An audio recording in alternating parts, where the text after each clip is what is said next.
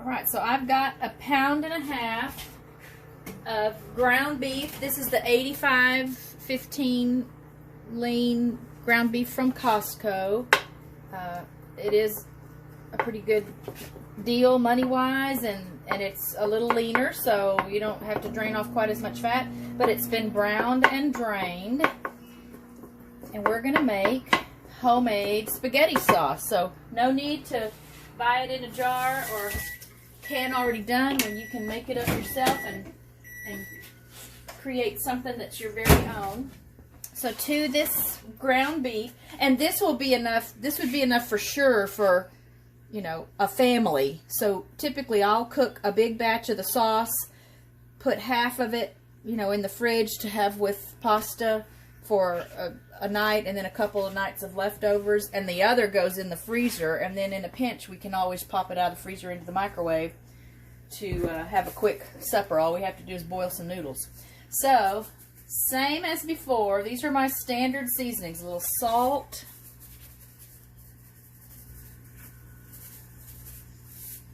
some pepper,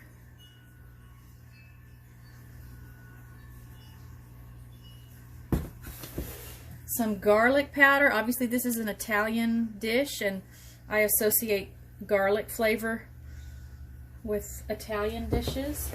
Again, I love to use a little turmeric in everything. It just adds some richness to the flavor. And just for looks, I'll put some dried parsley in it. So I'm going to mix that around. Get my heat back on.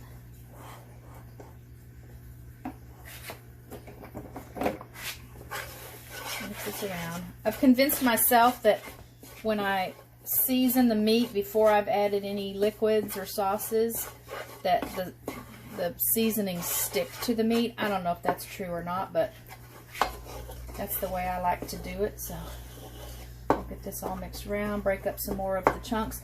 A little tip, I cooked this meat a little faster just so we could be ready for the video, but a little tip is that if you'll brown your ground beef on a low setting and just check it frequently, stir it around, it won't cook into big chunks like this. It'll be easier to keep it broken up. So that's just a little tip if you've got plenty of time and you don't want the bigger chunks of meat in your dish. I just want to get those seasonings as evenly distributed as I can. Smells so good already. And I think you'll be amazed at how super simple this is. And then I'll show you my test for whether or not it needs more seasoning. So, alright, so to this, we're just going to add a big can of crushed tomatoes. This is a 28-ounce can of crushed tomatoes. Again, this makes enough meat sauce for a family, if you're going to just do one meal with a family, or enough to freeze part of it and eat it later.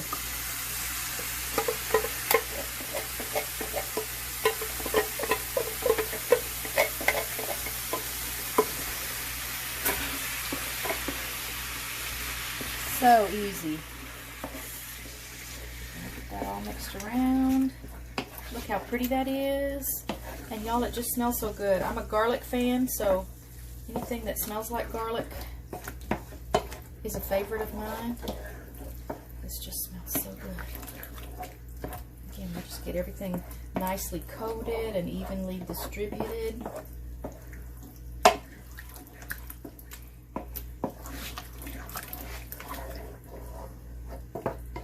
As you can see, I'm using an electric skillet. You can use some other kind of a stock pot, because typically if I'm, having spaghetti, I'll cook my sauce, take out whatever I'm going to put in the freezer, cook my noodles, and then just add my noodles to whatever pan the sauce is in. So I do like the pan to be big enough to accommodate the spaghetti noodles once it's ready for that. Alright, so I've got it pretty much stirred around. Here's my test. It's pretty close. I actually want a little more salt in it.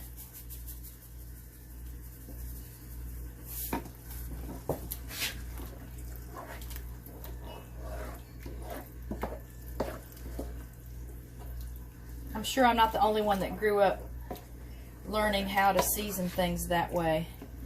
And I've taught all my kids how to season things that way, so that finger test helps you. Obviously, some things you can't stick your finger in, so you got something going in the oven, or when we cooked the chicken the other day, can't really stick my finger in that, but anything with a sauce type base, any soups, stews, chili, once the meat is cooked enough that it's safe, then that's, I just think, the most effective way to figure out how much to put in. Again, always better to start with less than you think you need, because you can always add it, but you can't take it away. I will tell you a tip, though. If you get lasagna sauce or spaghetti sauce, something tomatoey, too salty, you can add a little bit of sugar, and that does take some of that salty experience out. I do like to use sugar in my lasagna sauce anyway, but all right, we're going to do one more finger test. Ah, that's so good. So I'm going to turn the heat down a little bit. We're going to cover it. And I just like to let it simmer for like a half an hour, just like all those, you know, the tomato helps break down the meat and blends everything a little bit, blends everything better together. So don't want it to boil, but I just want it to simmer, kind of bubble a little bit, and I'll let it go for half an hour. If I have more time, no big deal. If you want to leave it sitting on the stove or in your electric skillet for, you know, a couple of hours, that does not cause any problems. The longer it can stay warm and bubbling slightly, again, just the more blended the flavors will be. And so we'll leave it sitting there for a little bit. We're just checking it. We're about just 5 minutes in or so. See, it's just barely bubbling. I don't want it boiling because I don't want to lose any of this moisture. It just looks so pretty and it smells so good. All right, we'll be back in a little bit, and I will talk to you about the pasta that we like to use.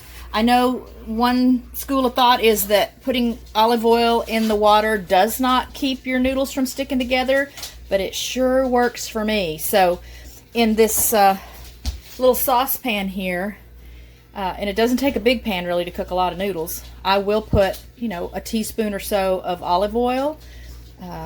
And again, we'll cover that here in just a little bit when we come back to check on the sauce. But there's the dogs giving me the cue. Signing off for now. We're not too picky about what kind of pasta we use, and you literally could do this sauce with any kind of pasta. So if you want to use elbow macaroni or spaghetti noodles, obviously. But we really like the fettuccine. We like the thicker noodle, just a little more body. And so I have brought my water with the olive oil to a boil. You'll always want to have your water boiling before you put your noodles in it. And I'm just going to split these in half so they'll fit in the pan. And we'll cook about half of the package.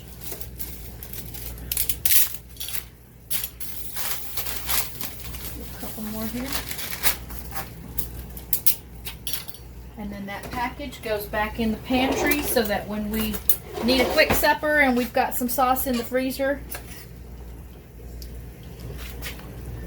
we can just boil noodles and put the leftover sauce on it. Okay, so those are gonna go.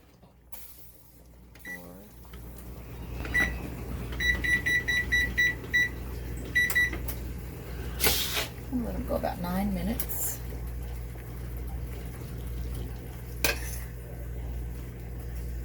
I just stir them around in the beginning so that that oily water coats them a little bit and they don't stick together.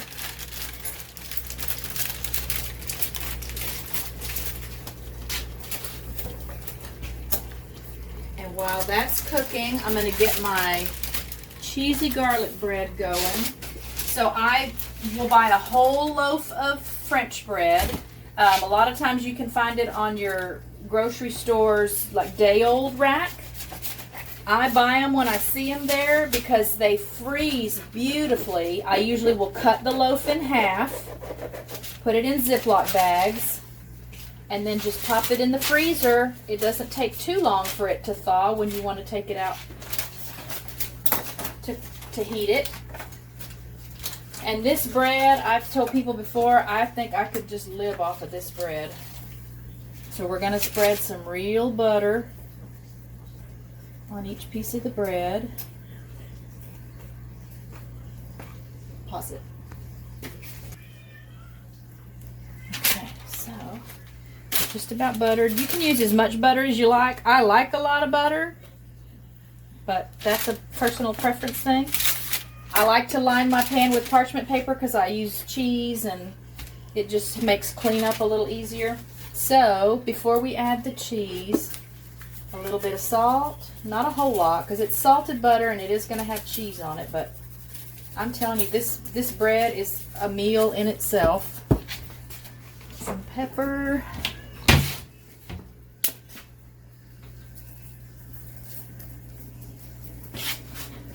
Probably should be on the other side, but see, not a whole lot. Here we go with the garlic. I'm a garlic fan. I'm going to use the sprinkle side. Again, doesn't need a whole lot. And just to make it pretty, a little paprika.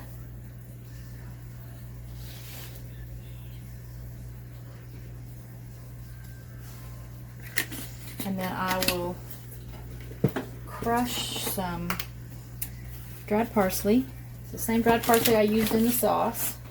And I just crush it in my hand so we don't have great big pieces on the bread. And we just sprinkle it around.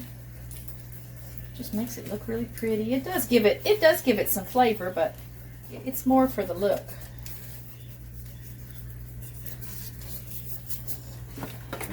Now, this is just shredded sharp cheddar cheese. You can use whatever kind of cheese you like. I'm a big sharp cheddar fan. I may not need all of this that I shredded, because we're also going to put some Monterey Jack on it. Again, you can do whatever kind of cheese you like, so, or you can do without cheese. This is just the way I like to make garlic bread to go with spaghetti.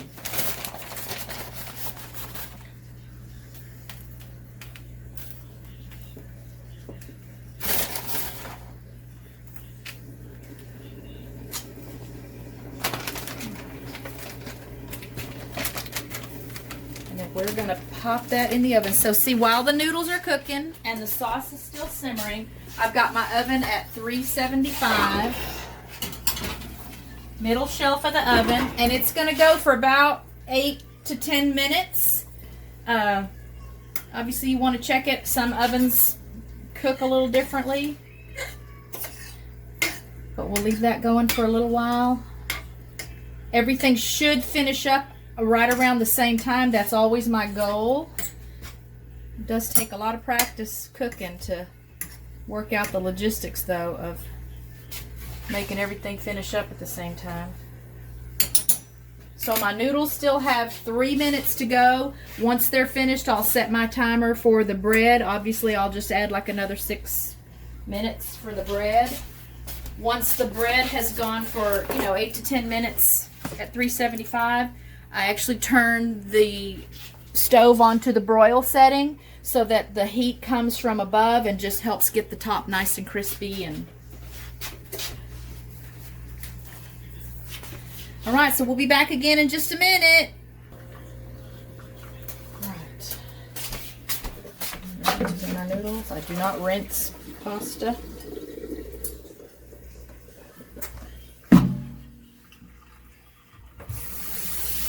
Just cooling off this pan so I can set it in the sink. And we're going to just dump those noodles right in there. Stir around. I've already set aside some sauce to put in the freezer. Oop, that's my bread. So now I'm going to turn the bread onto broil. And it doesn't have to go long at all. So I'm going to set it for 1 minute. We'll take a peek at it though. Let's go take a peek at the bread. Yes, you see that cheese is already pretty melty, but we're going to get kind of a nice crispy top on it with the broiler. I have already turned this off, so it's not even plugged in right now.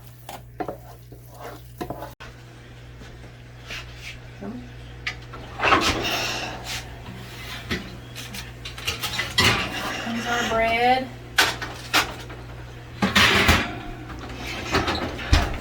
Turn that oven off. Let that cool.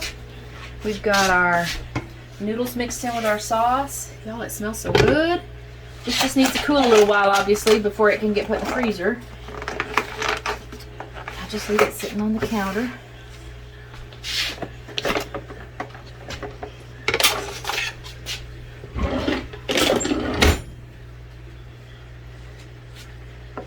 Super easy.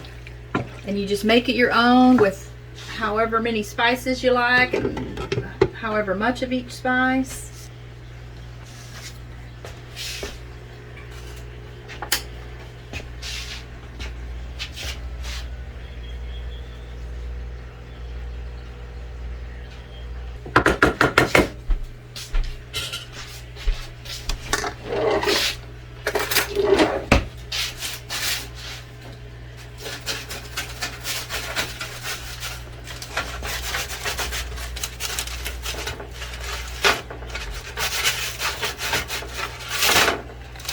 Hot.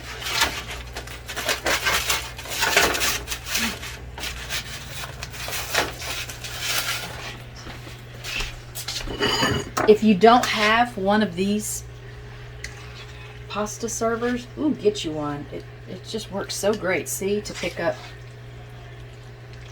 noodles and sauce. All right, I'm gonna take a bite. Let's see what happens.